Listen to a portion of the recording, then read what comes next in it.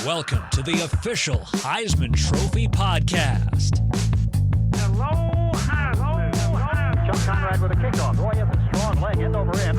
Sanders takes it 1 yard deep in the end zone. Up the middle, 5, 10, 15, 20, 25, 30, 35. He's at the 40. He's at 45, 50, 45, 40, 45, 30, 25, 20, 50, 10, 5. Touchdown, Cowboys. Just like last year, a same story. And the winner is... Here's your host, Chris Houston. Hey, everybody, and welcome back to another episode of the official Heisman Trophy podcast. This is episode number 5 for season 2, and we appreciate you listening. We've got yet another great show for you today. Kansas State sophomore quarterback Avery Johnson is our featured guest. We'll be talking to him in the A block. And if you think that's exciting, we have college football legend Phil Steele coming up after him. We're going to talk about all kinds of topics in college football. And then we're going to close things out with Sharon Cohen, who is the CEO and founder of Figure Skating in Harlem, which is an amazing charity that the Heisman Trophy Trust is very proud to be a part of.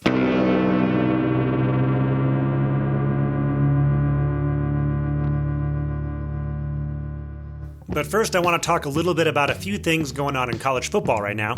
Namely, that there seems to be a tremendous amount of parity, not only in the race for the national championship and the playoff, but also in the race for the Heisman Trophy.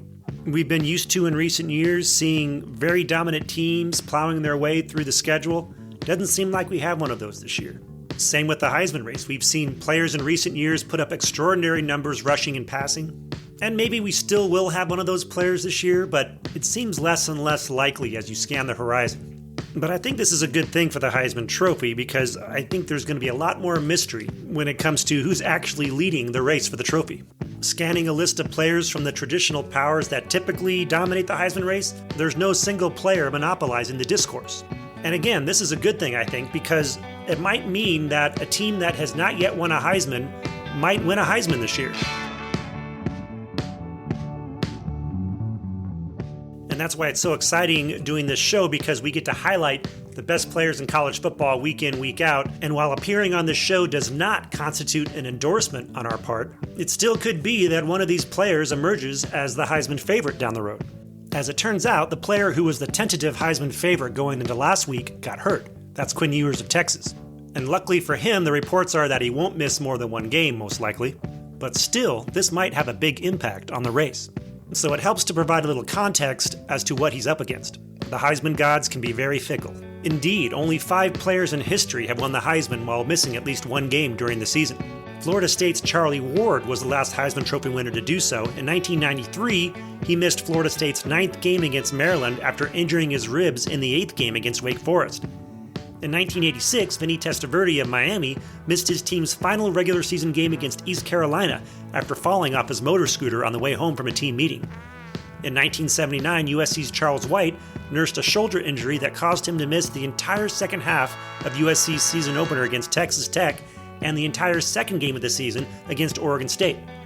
And then Texas A&M's John David Crow in 1957 hurt his knee late in the first half of the season opener against Maryland and then missed A&M's next game against Texas Tech. He managed just 3 plays against Missouri the following week before leaving the game. Technically, he missed just 1 game, but in reality, it was more like 2.5. And then Angelo Bertelli of Notre Dame, 1943, played in the first 6 games of the 1943 season and led the Irish to an undefeated start before Uncle Sam called. He was called off to the Marine Corps and eventually fought in the Battle of Iwo Jima. The 6 games was more than enough for Heisman voters, who overwhelmingly chose him over Bob Odell of Penn. The 4 games missed by Bertelli remains the most games missed by a Heisman winner in a single season. So the point of all this is that you never know which way the Heisman race is going to twist and turn, and staying healthy is very, very important.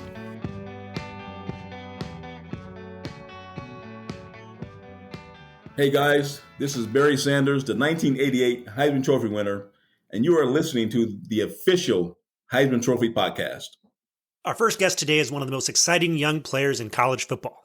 He is a sophomore quarterback for the Kansas State Wildcats, who incidentally are ranked number 13 and are 3-0 so far this season. He's an extremely talented and skilled dual-threat quarterback. So far this season, he has 490 yards passing, along with 6 touchdowns with 1 interception, 187 yards rushing. He's very nimble and fast. He is 6'2", 192 pounds from Wichita, Kansas. Avery Johnson, thanks for coming on the official Heisman Trophy podcast. Thanks for having me. Congrats on the big win over Arizona last weekend. You showed out with 156 passing yards, 2 touchdowns, plus 110 yards on the ground. Arguably your most complete game as a Wildcat, especially considering the ranked opponent. Has the game started to slow down for you a bit, and how comfortable do you feel out there now in the K-State offense? For sure, just being able to, I think that was my fourth start, and just the experience I've been able to have in all those starts and being able to learn from things I've done in the past definitely allows me to be more comfortable out there. But just continuing to find ways to get better each week and continue to elevate my game to just be able to put out a better product whenever I step on that field. You know, you've shown you can sling it, but you've yet to throw more than 31 times in a game, and that happened last year in the bowl game. Is that more of an outgrowth of the system you're in, or do you think you're going to get more opportunities to really air it out as the season goes on? I think we'll have more opportunities. We've just kind of been our first two games, we weren't very good on third down, which takes a lot of plays out of the game. And then last game, we only get one drive in that first quarter, 3 drives in the first half. So it takes a lot of plays out of it. I don't really feel like we've played the maximum amount of snaps or like the regular amount of snaps that is allowed in a game so far. So just continuing to just make the most out of the opportunities I do get and not miss whenever I do get those chances to push the ball down the field. You traveled to BYU on Saturday. What has Coach Kleiman told your team about playing in hostile environments like Lavelle Edwards Stadium? He said it's going to be really loud. That was the big thing. And we've incorporated crowd noise into our practices this week. So just being able to handle that and winning on the road is hard, especially in the Big 12. So just being able to go down there and get after them early. They're a disciplined team. They're a sound team, and they're a really good football team. We're both 3-0, so I'm excited to get out there and compete against them. Last year against Texas Tech, you rushed for 5 touchdowns and a breakout performance. Have you ever rushed for 5 touchdowns before, and how much did that boost your confidence as a player? I don't think I've ever ran for that many touchdowns in a game, so it definitely boosted my confidence a lot, just being able to perform at, on one of the highest stages and be so successful. But obviously continuing to just find ways to, make my run game better and continue to grow as a passer this year. What excites you more, to rush for a touchdown or to pass for one? Pass for one. Your mobility as a quarterback really does set you apart, though. So how do you strike a balance between being that dual threat and then making calculated decisions to avoid unnecessary risks when you are running the ball? Yeah, just being smart, knowing, situations, and knowing, how much time's on the clock, what's the score of the game, being able to take all that into consideration when you do run the ball, and just, if getting an extra yard is worth it here and there, or if getting down and protecting your body and being safe and stuff like that. But I kind of find myself sometimes in a little bit of a gray area just because, I want to make that home run play on a run sometimes and try to make a guy miss. So sometimes I don't always get down and sometimes I don't always get out of bounds, but that's just kind of the cost of doing business whenever I run the ball sometimes. Right. Seems like quarterbacks are always working on refining their mechanics. So what aspect of your throwing motion or your footwork did you focus on improving in the offseason? The biggest thing was just movement in the pocket, being able to always have my cleats in the ground ready to throw. And it's really hard to simulate live pocket movements. The best practice at it is in the game. So I've got a bunch of reps at it in the off season on being able to move, get my feet in the ground, reset, and be able to make throws. So now it's just kind of having that translate to games and being able to put that on tape. Kansas State has a rich tradition of developing quarterbacks, going back to guys like Michael Bishop and Colin Klein, who were both Heisman finalists, by the way. Your style of play fits right in with Klein's especially. You're both hard-nosed and athletic, and Klein coached you last year, and, the way you set up blocks when you're running reminds me a lot of how he did it. What did you learn from him about being a Kansas State quarterback in your 1 year with him? Really just, how much of a competitor he was and how much he gave to his team. He was a great leader and would do whatever it takes to win a football game. And I try to model myself in that way, just whatever it takes. If I have to run for 200 yards or throw for 200 or whatever it might be, whatever it takes to get the win on Saturdays, that's what I'll do for my guys. Coming out of high school in Wichita, you were offered by a who's who of college football programs. Did you almost go somewhere else? And then what was the deciding factor in choosing to stay in state and play football in Manhattan? Yeah, my top three schools were K-State, Washington, and Oregon. And the biggest thing was just, how close it was in that home feel. It was a really good support staff here, great strength staff. And ultimately, all my family members and friends could make it a easy trip, 2 hours just to watch any home football game. So I played a big role of it. And then obviously Coach Kleinman, my relationship with him played another role in me coming here and staying here. You and running back Dylan Edwards were childhood friends and huge stars coming out of Wichita. He spent a year at Colorado, and now he's your teammate again. He had a huge punt return against Arizona. How does it feel to be playing again with your old friend? It's a bunch of fun just because this is something we talked about when we were younger and obviously we dreamed about. So being able to see him have success and be able to impact the game in the way he does whenever he touches the football, it's something I've been seeing since I've been young. So nothing new to me, but he's kind of putting the college scene on. I guess he's kind of stepping up and putting on for Wichita. So definitely a great 1-2 punch in the backfield. Wichita doesn't get a whole lot of credit for being a football town, but there's greats like Gale Sayers, Heisman Trophy winner Barry Sanders that came out of there. Are you aware of those guys' legacies? And does that inspire you to want to add your own name to that legacy? Yeah, for sure. And then like me and Dylan used to play at Barry Sanders football field growing up. So it's definitely an inspiration, and those guys kind of for guys like and me and Dylan, and there's a bunch of great other football players that came out of Wichita. So being able to follow in those guys' footsteps and represent the city of Wichita definitely means a lot. Did you ever get to meet Barry Sanders? I did not. Well, maybe one day. One day. You were also a standout basketball and baseball player in high school. Did you ever give thought to focusing on either one of those sports, and what eventually led you to focus on football? Yeah, growing up, I played all three, and I enjoyed all three. Basketball was probably like my most favorite. I loved playing basketball. I never really considered playing baseball at the next level. It was a little bit too slow for me, and I wasn't really like the biggest baseball fan. I just liked to hit, so I continued to play it, and it helped me in different kind of arm angles playing middle infield growing up. So that could kind of translate to the football field. But I knew since I first stepped on the football field since a young age that I wanted to be a Division I quarterback and an NFL quarterback. So it wasn't really a hard decision whenever it came down to it. And besides, if you had chosen basketball, there might be some confusion right now between you and the other Avery Johnson, right? Yeah.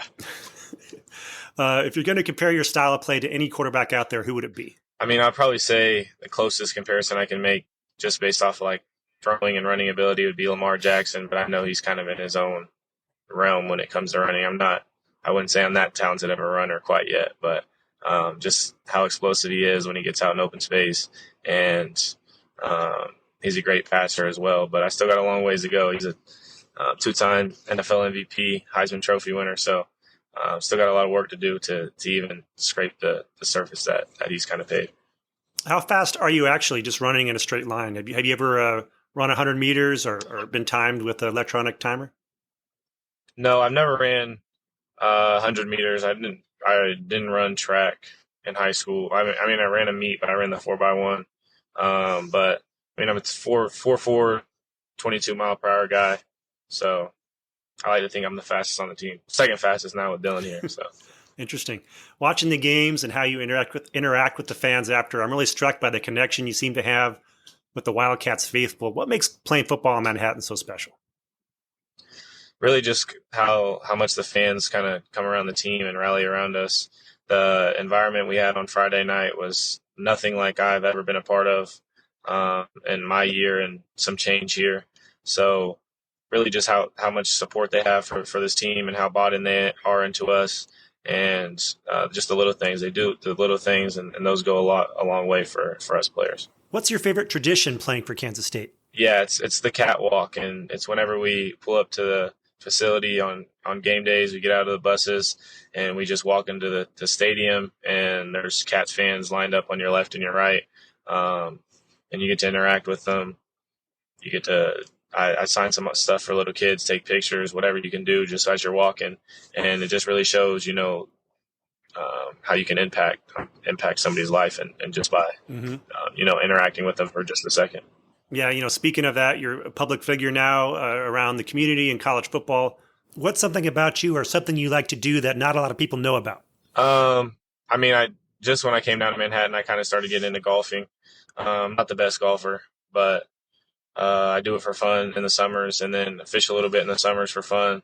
But majority of the time, I don't really do too much. I mean, whenever I do get free time, the little free time we get nowadays, I like to, sleep or spend time with my friends and play video games every once in a while. But I wouldn't say I do anything, out of the ordinary. Have you ever come close to hitting a hole-in-one? Yeah, I mean, I don't know if I'll ever get to a hole-in-one, but, I'm bad enough that it might happen. You've been talked about as a dark horse Heisman candidate, and we're not going to ask you much about that. But I am curious whether making a run at the Heisman is one of your career goals at Kansas State. For sure. It's always been a goal of mine since I've been a little kid, and it's always something I put on, my bucket list whenever I set my preseason goal list. But, at the end of the day, I'm a really big believer in, individual accolades will come with team success. And the biggest thing that I want to do this year is win the Big 12, go 13-0 and make the college football playoff. So I feel like everything else will kind of come along with that. And if I continue to, take care of business and prepare the way I prepare and do what I know I can do on Saturdays along with my team, then everything will kind of take care of itself from there. You mentioned Lamar Jackson earlier. Is he one of your favorite Heisman winners? Do you have any other Heisman winners that you followed growing up? Yeah, my favorite was Marcus Mariota. Nice. Just being kind of in that era, I was a really big Marcus Mariota fan just because every kid loved Oregon's jerseys, and being able to watch him, and I loved any quarterback that could run and pass the ball. So he was one I grew up watching. I can see you kind of being like him. You kind of similar styles, similar bodies and everything.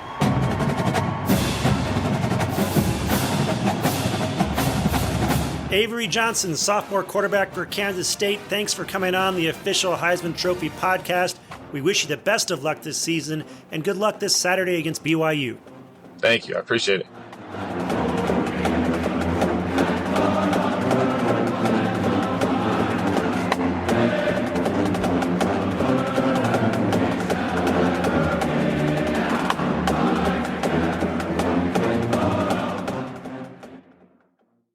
The Heisman is handed out every December, but the history of the trophy lives year-round at Heisman.com. Home to the most iconic trophy in sports, Heisman.com tells the stories of all 88 of our winners and features news, bios, and statistics on all your favorite Heisman heroes. Heisman.com also highlights our Heisman humanitarians, the many charities supported by the Heisman Trust, and so much more. Make Heisman.com your first stop for all things Heisman. All right, dear listeners, we have for you a special treat today. Here on the show is the man, the myth, the legend, the great Phil Steele, who you might know as the author and genius behind the Phil Steele Preview magazine, which of course is an essential component for any college football fan who wants to know what's going on heading into the season. Phil, thanks so much for coming on the official Heisman Trophy podcast. Yeah, and a pleasure being on, especially a Heisman podcast like this. I've been honored to be a Heisman voter for quite some time, and it's probably one of my favorite awards by far. Well, absolutely. We're going to get into all the stuff about the magazine and your origin story a little bit later, but I just want to first touch upon some current events from this past weekend, which was an interesting one, with some games that didn't quite go how people expected. I especially want to talk with you about Georgia's 13-12 victory over Kentucky. Really surprising game to me, especially considering the way the Wildcats played the previous week against South Carolina. So I just want to get your thoughts on the game and why you think it transpired the way it did. Yeah, now Georgia has struggled every time they've gone to play Kentucky on the road, but I thought they would handle this one easily. I watched that South Carolina game, and South Carolina's defensive line just dominated Kentucky's offensive line. You figured Georgia, with a great defensive front seven, would do the same thing, but they struggled. They allowed Kentucky to get 23 first downs in the game, which surprised me. And offensively, their offensive line was down a starter or two, but they couldn't move the football. So it was a very surprising game to me. But as Kirby Smart pointed out, they struggled at Missouri 2 years ago. Last year, they struggled on the road at Auburn. They seemed to have a game where they struggled on the road in their first game. We'll see if Georgia can get it turned around. But, I'm a voter in the FWA Super 16 poll, and I actually dropped Georgia down from number one because of the way they looked in that game. You use so much analytics and numbers to come up with your own ways of looking at the games from so many different angles. I was curious, at some point with these types of outcomes, do you just sit back and throw your hands in the air and say, well, that's college football? Yeah, sometimes, I mean, you see every team has got that great game during the course of the year, and they've got that bad game during the course of the year, and sometimes you throw it out. Now, if Georgia all of a sudden plays like this 3 weeks in a row, then it wasn't an anomaly, but this one I am counting as an anomaly. Do you think it was more Georgia playing down to the level of their opponent, or was it Kentucky playing up to the level of Georgia, or both? I think a combination of both. Kentucky, nobody was respecting him after the South Carolina game at home, fired up home crowd. And I think if the game had turned early, let's say Georgia got a couple of quick touchdowns, it probably would have gone the other way where Georgia rolled. But the fact that it kept Kentucky in the game, in fact, Kentucky was outplaying them. And it was Georgia's first true road game this year. I think all those factored in. But to me, it was, I think if they played that game again 10 times, we'd get a different outcome. Yeah, that makes sense. So we're 3 weeks into the college football season. From your point of view, which team do you think is the best team in college football right now? You know, I'd have to go. I've got number one, Texas, for the fact that they went into Michigan and did what they did to a Michigan team. So I've got Texas right up there. I've got Ohio State right up there as well. Now, they haven't played anybody, but they've been very impressive. But as bad as Georgia looked against Kentucky, I still think if they come up and play to their level, they've got the depth, the experience, they could still very well win it all this year. It's just a very disappointing game last week. So I think I speak for a lot of people out there when I say that your magazine has become an indispensable tool for the hardcore college football fan. It's always an exciting day in the summer when the new edition comes out. To so many people, you are that magazine, and that magazine is you. But I want to know more about you, the man. Where did Phil Steele come from? And where did you get that love of college football that clearly just drives you to this day? Well, born and raised in Cleveland, Ohio. And, my dad was a football fan. And I've been a football fan, even a college football fan, probably since the age of 5 or 6. I remember watching the games back then when I was young. And I always wanted to have football conversations with my dad. Of course, played football growing up, but never college or anything like that. But just been a massive football fan. And then I started writing a football newsletter back when I was 22, 23 years old. And what I would do is compile all the information out there from all the magazines. Back then, there was, 16 to 20 magazines on the market. And I would write down all the information on my notebook. And after reading through 16 magazines, sometimes I would have 12 players listed on a team. Because they just basically all covered the same players and didn't have it all in there. So what I did is I started compiling all the information myself. And somebody came to my office one day, I think it was back in 1990, when I've got all my pages. I've got 3 deeps. I need a 3 deep on every team. I don't need just a couple of players on it. And so why don't you turn that into a magazine? So we did that in 1995 and put the first one out. It seems like at the time it was black and white. It was on newsprint. And we only sold, maybe 25, 30,000 copies of it. But once somebody got their hands on the information, they needed it each year. And the magazine's grown each and every year since then. Yeah, I know people who have all those editions going way back to even then. And they'll, it's kind of flipped a bit. Back then, the magazines, they would have a little bit of data, a few lists, and then there'd be stories about the teams or features on the players. A narrative by some writer who would talk about it and, about what to expect for the season. I think the Phil Steele magazine was just a breath of fresh air to so many people. How did you come up with all those different terminologies, for example, that describe the recruits and all the players? Really curious about that. Well, first of all, I'm a numbers guy. I have zero artistic talent, but I'm a pure math guy. So I've got my computer and I've got 9 sets of power ratings on each team. And believe it or not, the only sport I follow year-round is college football. I believe it. On Sundays when the NFL games are going on, I'm watching replays of the college games. So I'm just pure college football. And the magazine actually takes 7 months to write. I start the Sunday after Thanksgiving and work all the way through the first week of June on nothing but the magazine. So, and I talk to the head coaches. I talk to 124 of the 134 head coaches, and not just hey, how you doing? How you feel about the team? I send them my team pages. There's every single player on them, and I have them go over every player with me. The calls last about an hour on the average, and I get the strengths, the weaknesses, how they feel about the positions. I've got all my power ratings worked in, pluses, minuses, and it's really all I do is college football. I take me to a grocery store, I wouldn't know what to do, but college football I know about. Yeah, I totally believe that. I think that's why so many people out there who are fanatics for college football have always seen you as a kindred spirit. I know that I used to watch 8 TVs at once during the day. I don't do it as much anymore now that I have kids, but I used to have 8 TVs watching the games and their time slots, and people would think I was a nut. And then I started seeing you post your TVs, and I was like, wow, this guy gets me. He's one of us, you know? So what were you doing before you got into the college football prognostication business? Really curious how you made that transition from whatever you were doing before to what you're doing now. Yeah, at 18 years old, I started managing some fast food restaurants. At 21, I started my business. So, I mean, this has really been all I've done in my life. I started writing a football newsletter at 21, started writing a magazine then in 1995, and it's pretty much just been football. And I'm blessed because I get to, as you watch 8 games, I watch 12 games on a Saturday, and that's my job. I have to watch football year round and read about football year round and talk to head football coaches. And so I'm very blessed in that respect. Not a bad job at all. Do you ever get to the point where you're like, I just cannot watch college football anymore. I got to get away. What point in the year are you just like, no more college football? You turn everything off, sit by the beach. When does that come around? Luckily, it hasn't happened yet. I've been doing this for quite some time, 30th year of the magazine, and thankfully that has not happened yet. It's football year round. I have football season, I have magazine season, and my fun time is once the magazine goes to the press in June, the month of July, and the start of August. That's my fun time. I'll go on vacation with my daughters, something like that, and that's really my fun time is the summer. Your magazine has witnessed multiple eras of college football, the bowl era, the BCS era, the first college football playoff, now the expanded playoff. What was your favorite era during that stretch? You're always fondest of probably memories from when you were younger. So I would have to say the early 70s was a great time of football for me because I was so young at the time. And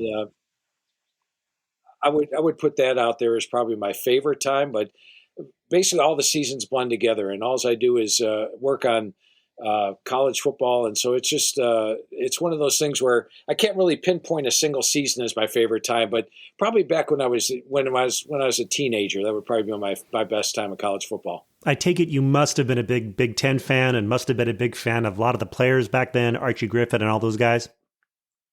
Oh, absolutely, and USC. With John McVay and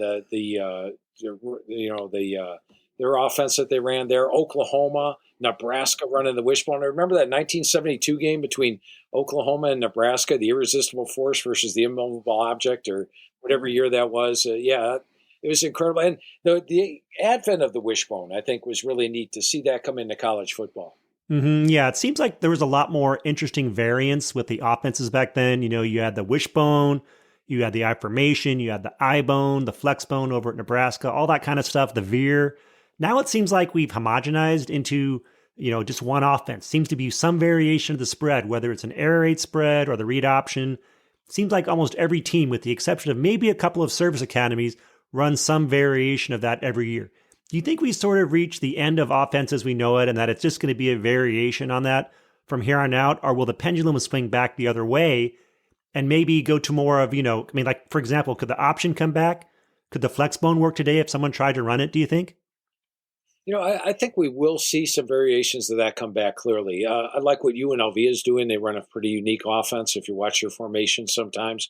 But what I think is going to happen is, we've gone to more spread, which is 4 wide receivers and really de-emphasizing the tight end. But smart coaches might go to more tight ends because they're taking out that the strong side linebacker and turning it into more of a nickelback nowadays. So if you bring 2 tight ends in, you're actually matching up well. And look at the success Georgia's had in recent years running the double tight end offense. But I think everybody will continue to run something of the spread, whether it's the option spread or the pass spread offense. I'm curious what kind of challenges you faced once the internet really took control and once you went from internet to social media as far as your magazine is concerned. Yeah, well, the beautiful part of the magazine, as far as the internet goes, is that I actually feel it's a quicker, easier reference tool than the internet. For example, you have 134 teams out there. You have 134 different websites. So if you want to find the starting left tackle for Georgia Southern, just try going to their website and finding the starting left tackle. You're probably 12, 13 clicks away from knowing exactly where to go. Meanwhile, in my magazine, close your eyes, starting left tackle is right there on the page. What was the score from 3 years ago? Once again, close your eyes. It's right here. just look, there it is. You can find the information actually quicker in the magazine, the way it's laid out. And I laid it out for that purpose, so it's quicker, easier reference. Go to anybody's website. You can look up the information, but you're probably 5, 6, 7 clicks away from getting it. Whereas in my magazine, you know exactly where to look. All 134 pages are laid out the exact same way. And really, they have all the information you need. 5 years ago, score, spread records, anything is in there. And we give you a 3 deep on every single team. Yeah, it's really an unbelievable and convenient resource. One thing I've always wondered is, as you compress more and more information into those pages, the font starts to get smaller and smaller. So how small can those fonts go? Yeah, I tell you what, in the first years of the magazine, I'll be honest, we go the smallest font we want to use is probably 7 or 8 point. Well, in those first years, I actually went down to 5 point sometimes because I was just like, I need this information on the page. Well, I've changed a little bit, so we don't go that small anymore. But we actually did the first years back when it was in black and white and newsprint. And the good thing about the magazine is I use a lot of abbreviations. Right. You know, back in 1995, my abbreviations were probably like somebody coming in from Mars. Right. But yeah. now everybody texts, and they all have their abbreviations. So I think the abbreviations are much easier now to get by with than they were back in 1995. Yeah, I think that some of those abbreviations just became a part of the culture of college football. The PS numbers, the HT, the VHTs, they were just cool methods to help follow the sport. All right, so there's been a lot of changes in college football the last few years, especially over the course of your magazine's life. What are some changes you really enjoyed? And then what are some changes that you think might need to be tinkered with a little bit more? Well, I think the big thing that we probably need to work on that's happened in recent years has probably been it's going away from the regionalization of college football. I liked it when we had the Pac-12 and the ACC. And the ACC used to be the Atlantic Coast Conference. Now you can call it the All Coast Conference because it's got Stanford and California and SMU in it. I used to like the regional stuff. I go back to Penn State. You know, they used to play as an Eastern Independent, and they had a trophy for the top Eastern team. So I'm hoping that college football somehow can get back to more regional football. But we'll have to see where it takes. You know, the current way we're going is we might have 2 or 3 super conferences with 24 teams in a league or something like that. And we'll just have to see. If you would have asked me 5 years ago if we were going to be at this state right now, I think it would have been tough to predict. So it's going to be tough to predict where we're going. But I'm hoping we do get back to more regional football. Yeah, I've been asking people who come on the show if the ratings boost that we've experienced the last couple of years is indication of a broadening of the sport's appeal, whereas maybe there's not as much intensity in certain spots as there was before, so that maybe there's more people watching college football, but maybe the engagement level isn't quite there. You know, that's interesting. I'm gonna go with your outlook on that because as me, I'm just following college football year round, so I don't know what other people are following, but that does make a lot of sense what you just said. So I'll agree with you. You know, one thing that's really cool about your magazine is, and look, you know this space better than anybody. The Athlons, the Street and Smiths, the Lindys, I feel like those have just fallen by the wayside. And in this era of the digital magazines, I feel like nobody picks up these print editions anymore because the information you get is almost always duplicated online. But you can't really find your stuff online to the same level of detail. It seems like it would be a huge advantage in that marketplace to be the only one left standing and the only one fully committed to print with an edition that people can put in their back pocket or just take to the beach. Yeah, I think it has been a big advantage. We are the number one selling magazine at Barnes & Noble, which I greatly appreciate. The folks are tremendous over there at Barnes & Noble. And, you know, there was a thing back when I started, Joe Del Popolo was running the Game Plan magazine. I don't know. Do you remember the Game Plan magazine? Oh, yeah, I remember the Game Plan. And he sort of took me under his wing and allowed me to enter the magazine business. And so I appreciate that greatly. And back then he told me, here's the key, Phil, you got to be the first one on the market. Because when you're the first magazine on the market, people pick up that first football one they see. They'll pick up the second one they see, and then they might be out of money for the year. Well, we have evolved to the point where this year I actually went to the press after other magazines were out on the newsstand already because of the transfer portal. I had to wait until not only knowing the players that entered the transfer portal, but I gave it over a month to find out where all those players landed. So we went to the press June 8th. We came out far later than everybody else. Other magazines were on the market June 1st. We came out July 4th. But people wait. They'll wait for the magazine, and they get it. And that's the advantage of having a magazine that once you get it, I feel you need to have it each and every year, and it's given us a big advantage. Absolutely. And it's always fun to see it come out nice and crisp on the newsstand. And by the end of the year, it's all dog-eared and beat up and filled with water and whatnot, sand from the beach. I was curious, with the advent of NIL and the way this affects the transfer market, and this affects your ability to preview the teams as far as the transfers go, and even deeper things like being able to gauge whether a team can effectively absorb these new players and get them all playing cohesively. Because when you get a lot of new guys in a program, it's not always easy to get them all playing together. So how do you assess teams, and how do you account for that sort of ephemeral factor of trying to determine, can all these guys be brought together in one short time span and learn to play together at a very high level? Yeah, and it's something I'm learning on the fly as we go through this transfer portal era, I'll tell you that much.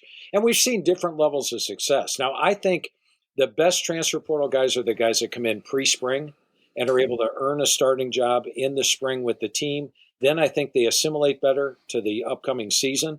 But we've seen guys, look at Mike Norvell at Florida State. Tremendous success in the transfer portal the last 2 years, 2023, 2022. Mm-hmm. This year he did the same thing. He's brought in a lot of transfers. DJ Uiagalelei at quarterback, and guess what? It's not working out as well. So I think the teams that use the transfers to fill some needs will end up doing better in the long run. Teams that are using a ton of transfers to come in will probably struggle, like a Colorado has struggled the last 2 years, just basically remaking their team each year.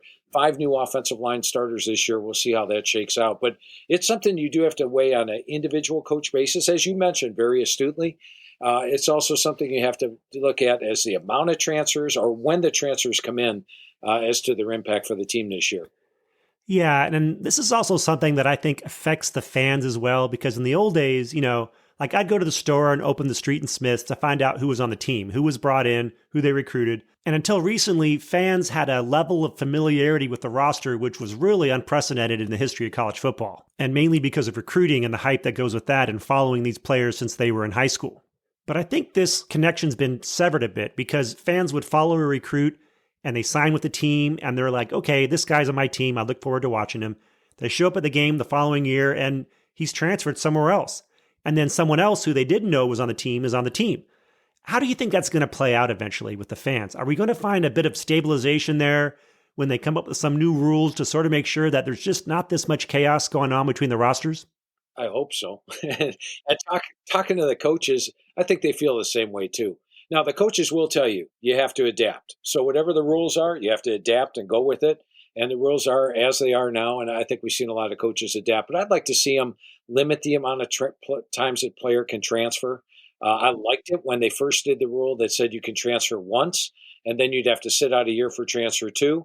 And I think a lot of head coaches, especially in the group of 5, felt, well, if we get a transfer and he's got to stay here, now that's not the case anymore. So it has created a lot of chaos as far as the coaches go, but also, as you mentioned, the fans that follow the team. And I get a kick out of reading the article. I'll see an article pop up and it says, so-and-so commits to this team as a 2026 recruit. It's like, what's that worth? Is that guy even going to end up being there? Why are we talking about it? Because he could end up 2 different places before he even signs. And once he signs, he may end up on a different team. So it does create, I think, a little bit of chaos among the fans as far as knowing their individual teams. Maybe helps out in selling my magazine a little bit because we capture all the players on all the teams. Right. One other distortion that's happened these past few years is the extra COVID year. And, that's about to end. I think that was big. What do you think about that and how that distorted the rosters temporarily? You get 5th, 6th year, 7th year guys. Sometimes you're looking at some old guys playing against some young guys in situations, guys with old man strength, going up against 18, 19-year-olds.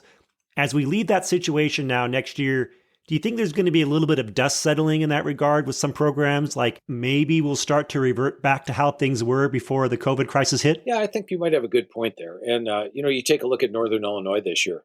Northern Illinois has got 36 seniors on the team, and a lot of them are COVID seniors. And they're a veteran, experienced team. And look what they did against Notre Dame, a very impressive upset 2 weeks ago.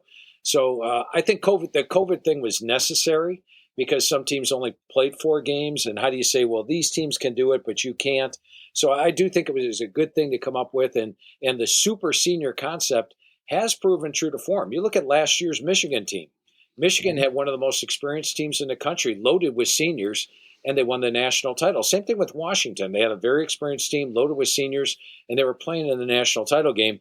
All those seniors left both those two teams this year, and both two teams have struggled. So the experience factor is very big in college football. And remember, that was the edge BYU used to have. You would remember that. BYU had a bunch of 24, 25, 26-year-olds playing against 18-year-olds, and it was a big advantage for them in some years back in the 80s and 90s.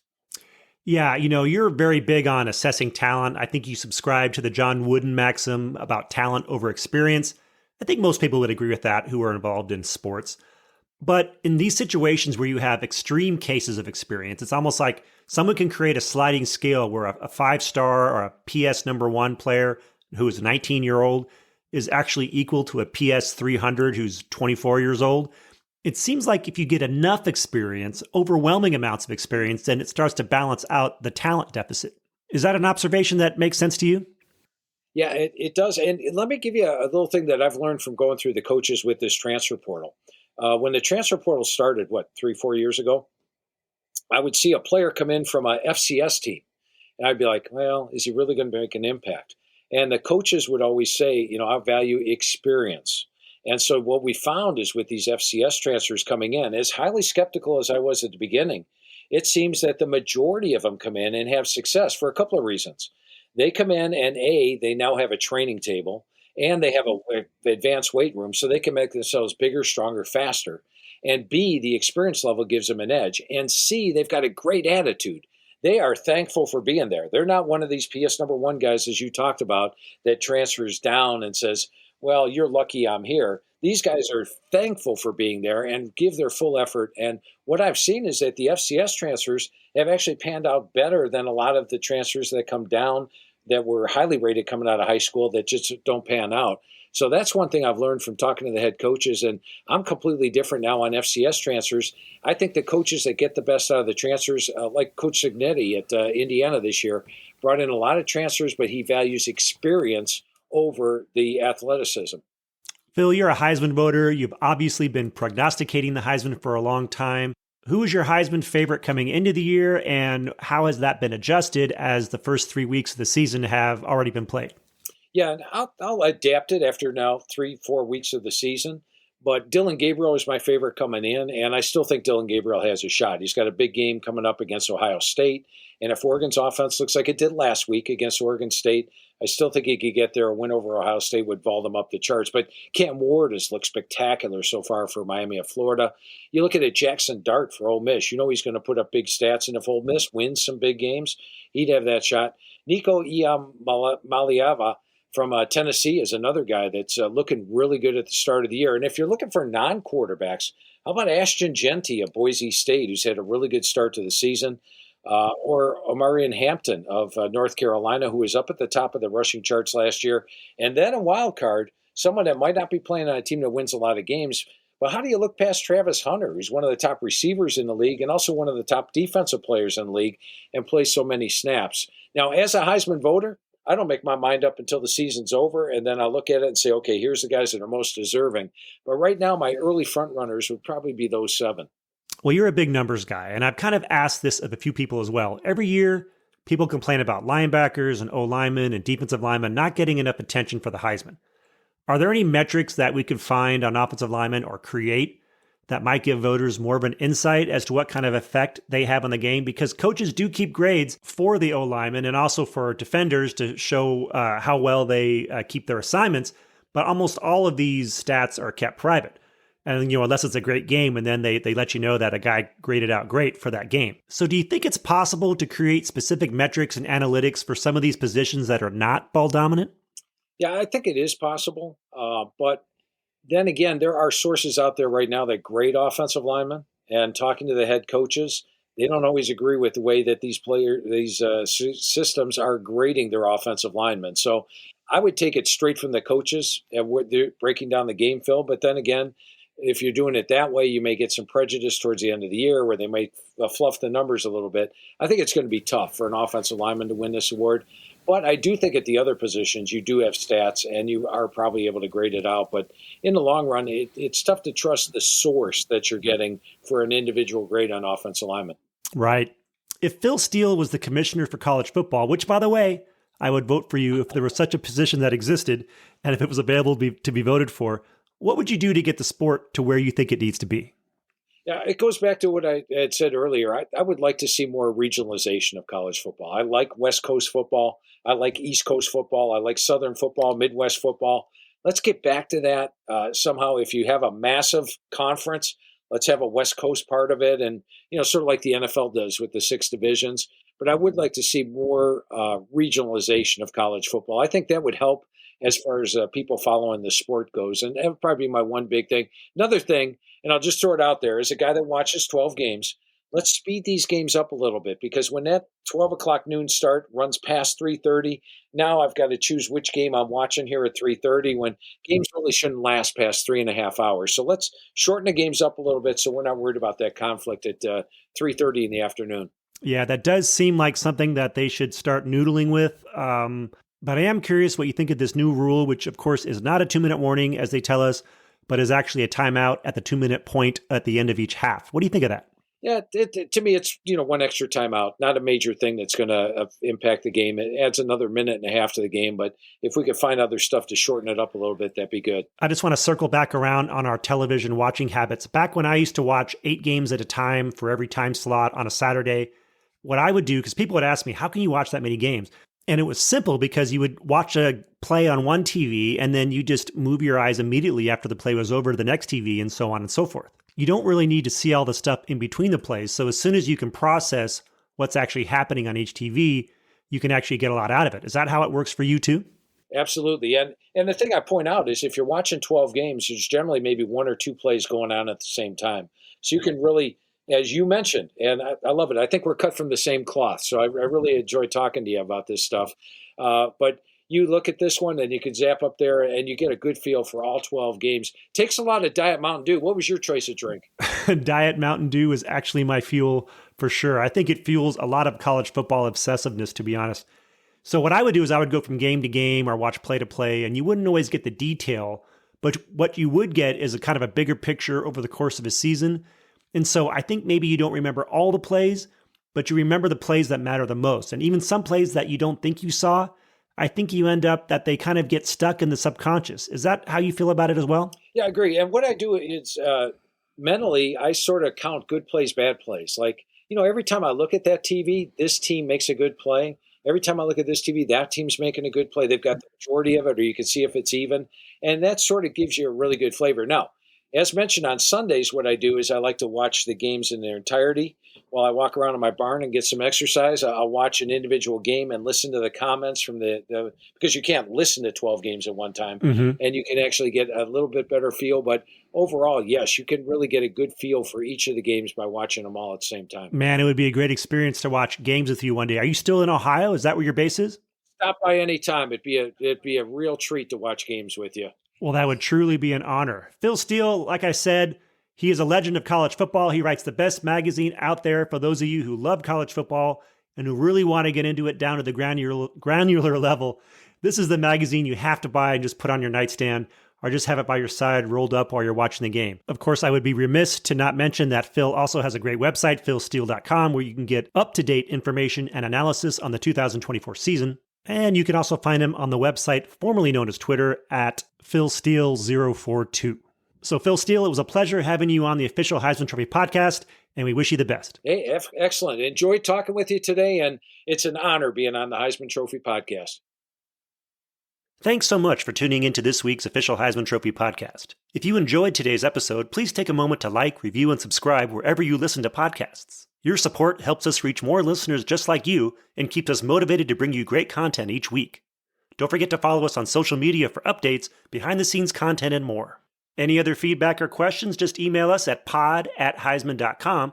That's pod@heisman.com, or drop me a note on x.com @HeismanPundit. You don't need to throw for over 4,000 yards or rush for 2,000 yards to attend the Heisman Gala. That's the annual celebration in New York to honor the Heisman Trophy winner the day after the announcement. Tickets to the gala are open to the public and will go on sale soon, so be sure to keep checking at Heisman.com for information on how to secure your seat and witness Heisman history.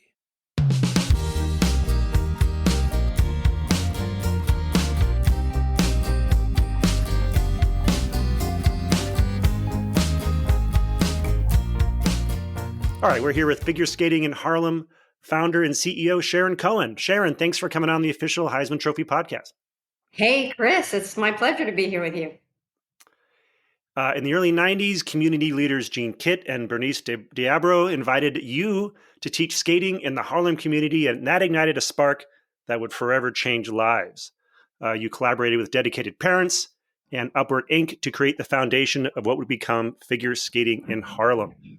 Now, just to set the foundation a bit, you were already an accomplished figure skater and ice dancer growing up ahead of attending your undergrad at Brown. You got a Master of Fine Arts at NYU in film directing and writing. You know, we hear a lot about the discipline it takes to be great in athletics and how it often translates to success in school and career. Did you find that as well? 100%. I had no idea the impact of my training as a young skater, how it would impact the rest of my life, and gave me some skills I think gave me a little edge, as they say. Yeah, and is something like that easy to teach to people as well? To let them know that this is something that if they try and if they get disciplined in, is something that's going to serve them in their career going forward? You know, you can talk all you want, but it's about experience, right? And what I found is once our students in Harlem got onto the ice and began to push forward and fall down and get back up, those lessons are embedded in learning something difficult. And in this case, it was figure skating. And what I think makes it really special is it's both a sport where you have to have that athlete's mindset, and also it's an art. So you have that artistic expression. Yeah. As you started your career producing short films and documentaries, you won a lot of awards along the way. In the early 90s, you were approached one day, not for your filmmaking, but for your skating background, and you were asked to teach skating in Harlem. Walk us through that serendipitous connection, how it happened, and how the spark ensued. Well, it is serendipitous. And to be honest, I was working at CBS News and I heard about some ice hockey teams from Princeton and Yale. They were women's teams back in the early 90s, very rare. And they came to East Harlem to teach girls how to play hockey and how to skate. And the leaders back then were looking for figure skating because a lot of the girls were saying, hey, I want to figure skate, not play hockey. Although now, it's interchangeable. We just connected. I was so impressed by the grassroots efforts they were making to improve kids' lives through sport. I mean, they had a very well-known basketball program at Upward Inc., and figure skating was just something that would interest the girls. Yeah, this happened to also be around the time of the 94 Olympics. Was that a big part of it as well, just the kind of having the drama of figure skating around? Not many people remember this, Chris, but you're right on. And by the way, sorry for the New York City noise in the background. But no worries.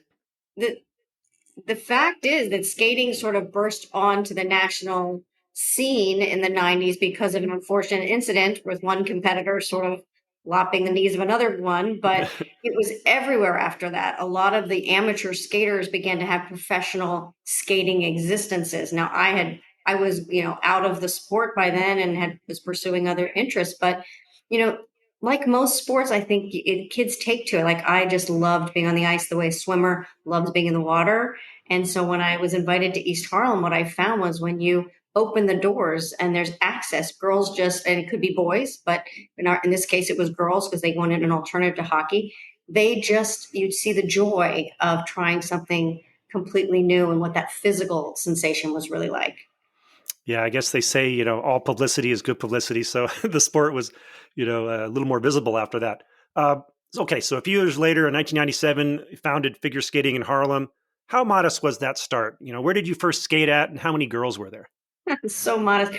First, let me just say girls could see skating on television. They make it look very easy.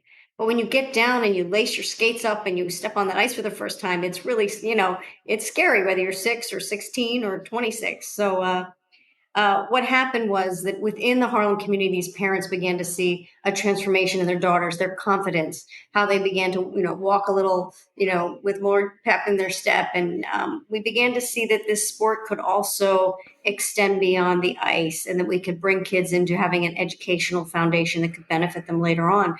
So in 1997, I was coming out of NYU Film School, not with a job by Steven Spielberg, which I had hoped. And at the same time, this nonprofit in East Harlem was closing. So the parents and I got together and met in people's kitchen tables and dining rooms, and we decided to think about what would be the optimal situation. So maybe we start with 40 girls, and we skated a couple times a week, and we began to make education the center of it. So keeping your grades up, getting tutored, all of that became central. And then it's just blossomed 28, almost 30 years later. It's become a full blown youth development. Yeah. What kind of facilities were and are available for that kind of thing? I know in New York, there's lots of places to go skating. Was this something that was taken advantage of a little bit at first and then moved to other places?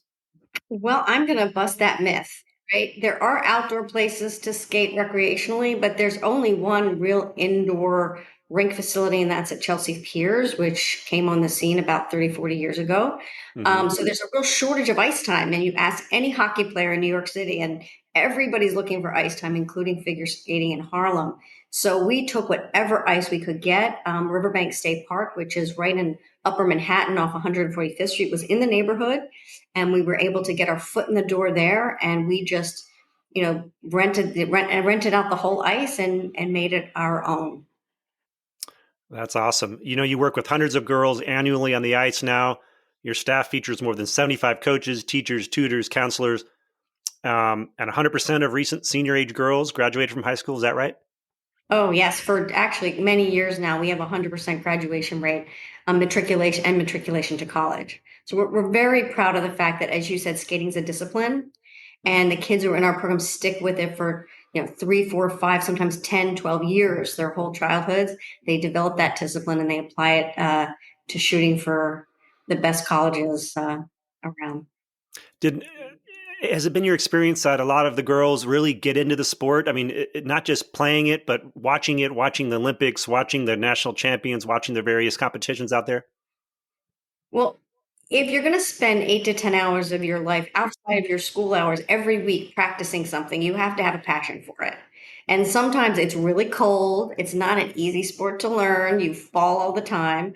But our young women who join synchronized skating teams and get to compete, it's really a passion. So I would say absolutely, it comes from a sense of joy. Yeah, the old Peanuts cartoons had depicted a trope of ice skating coaches. Snoopy was Peppermint Patty's ice skating coach, and she would say, "How did I do, coach?" And he'd say, "Growl, snarl, snap," and that was his. It was sort of like this, the archetype of the grumpy skating coach. Let's disabuse our listeners of the notion that skating coaches are these psycho people who are trying to get. Is that something where maybe some skaters have that, and then trying to find coaches who are maybe a little less tough on their charges?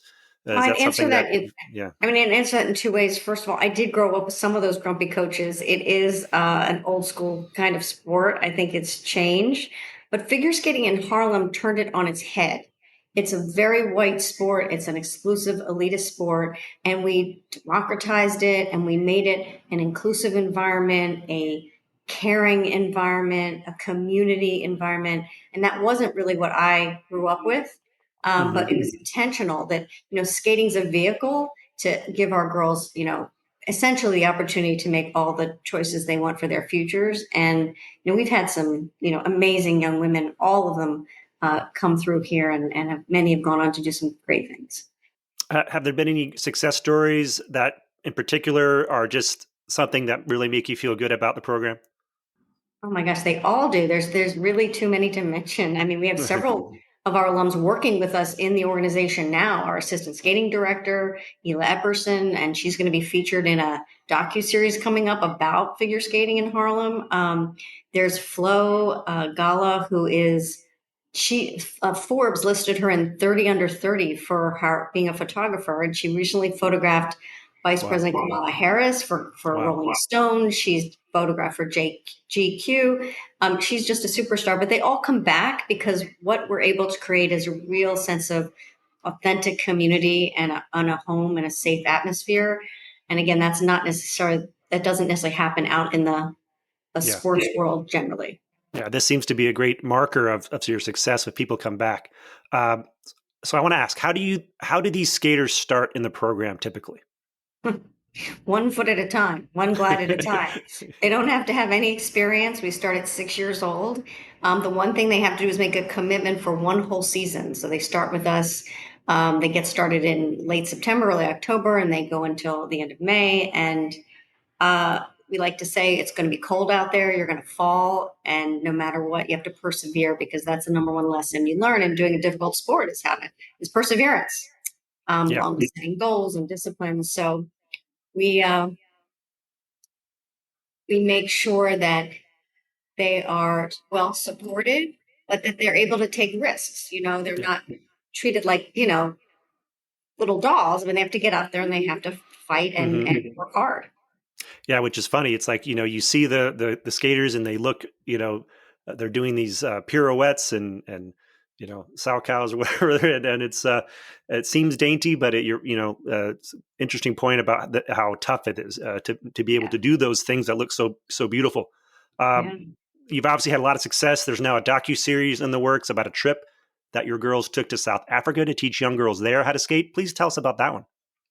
Well, we were very fortunate. Our story is rather unique. And by the way, we do have a satellite program in Detroit that's also very successful. But Ron Howard from Imagine Documentaries came to us and said, we really want to tell the story. And so they hired an amazing producing team and directing team. And the docuseries is coming out this February, we believe. I don't want to give any too much specifics, but streaming on Disney Plus, and Nice. It will really share, I should say, a large streaming platform. Right. A large streaming platform with mouse ears, maybe. Right. Many people watch. But basically, you'll get to see the grit behind the beauty that becomes it follows them through competitions, it follows them through their ice show, but ultimately it follows a group to South Africa, because we had some students literally take the trip of a lifetime where they became the teachers. And they began to teach kids who had never seen ice before. They were surfers, and our kids learned how to surf. But the fact that they could take this skill and bring it to a place where it was not common, they got to feel sort of how I felt when I first started in teaching unexpectedly. So, is it easy to find ice skating rinks in South Africa? Well, there are a very few in South Africa, and actually there are competitive skaters in South Africa, but very few kids of color. So again, the sport is homogenous. It's changing a little bit, but in my run over the last 3 decades, I can't say it's changed substantially, but figure skating in Harlem has constantly been a place for girls of color to feel safe and supported, and to learn something that, let's say, the doors were not always wide open to them for. Right. You are now also working on getting a dedicated home rink and an academic wellness center in Harlem. There's not an easy task to do that in New York. How's that process going? How's that progress going? Well, as I said, ice is at a premium. There's very little ice, and it is essential to the work we do. Obviously, we do a lot of education off the ice: financial literacy, communications, public speaking, tutoring, college prep. But without the ice, we wouldn't be figure skating in Harlem. So we have been looking, and we think we've identified a place, and we're working with our teams to make real this dream of a Harlem ice facility that would be welcome to the whole community. And honestly, there's never been an ice rink in Upper Manhattan ever. And it would only be the second indoor rink in Manhattan. And the last one was built, 35 years ago. So wow, it's about time, huh? It's really about time. I mean, so much of this is about access. I grew up in Delaware and Wilmington, which happened to be a hub of where figure skating was. So I just fell into it. But, it has to become if you want many more people to experience, the lessons of the sport, you have to reach out into the communities where it's not currently being promoted. Right. Tell me how the Heisman got involved with figure skating in Harlem, and tell me about the support that you get from the trust. We are beyond grateful to the Heisman Trophy Trust. They've been supported for more than a decade. Without them, we couldn't be doing this work that we do. As you said, we serve hundreds of girls every year. We have a summer camp. We have an after-school program. Our girls spend many hours on the ice, off the ice. The education and leadership aspects are as important to us as the all-night benefits of the athletic work on the ice. So they pay for things like ice time, but also, as you said, we have coaches and counselors and tutors and social workers to provide all these services, and we're very grateful. You've also had support from a handful of Olympians. Which ones have been part of the program, and do they ever join the girls out there on the ice? Chris, a handful is an understatement.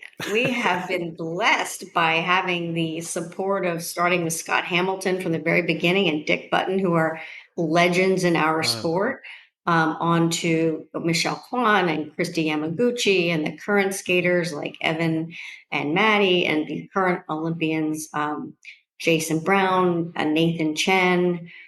Female skaters, Karen Chen. I mean, there's so many. I don't want to leave anybody out. But Wonderful. The reason there's been an outpouring of support for us is because in the elite world of skating, they really see that that the service we're providing at the grassroots level is just as meaningful. You know, very few people make it to the elite level in any sport, right? And then they have a shelf life. But here at Figure Skating in Harlem, it's a way of life. It's a community. It's a support system. It's about health and wellness. And we're really proud that we could change the sport in a way.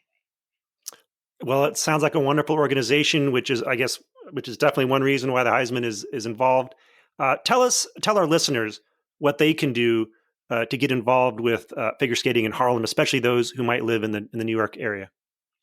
Yeah, well, wherever you live, it was such an offhanded way that I got involved.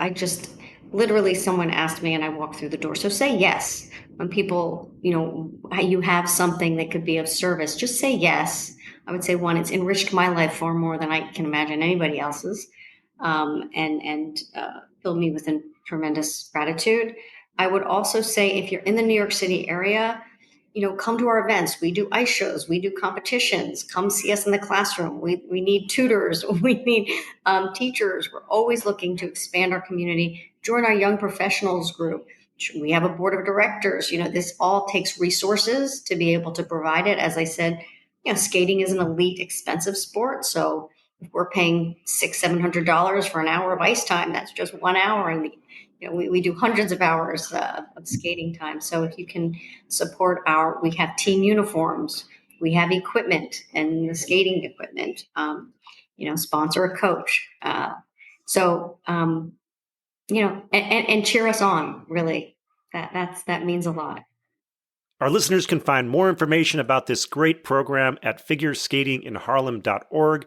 Sharon Cohen, thanks so much for coming on the show. We really appreciate your efforts. And on behalf of the Heisman Trust, we wish you the best of luck going forward. Thank you, Chris. I appreciate you as well. Thanks. And that'll do it for this week's episode of the official Heisman Trophy podcast. Thanks for listening. Big thanks to Kansas State for hooking us up with Avery Johnson. Thanks to Phil Steele and Sharon Cohen for coming on and sharing your stories. And we'll see you next week.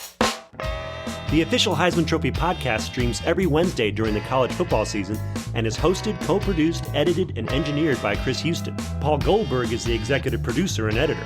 Special shout out to Isaac Lowenkron, and big thanks to the Heisman Trophy Trust and its executive director Rob Whalen and associate director Tim Henning. The official Heisman Trophy podcast can be found on Spotify, Apple Music, and anywhere you listen to your favorite podcasts.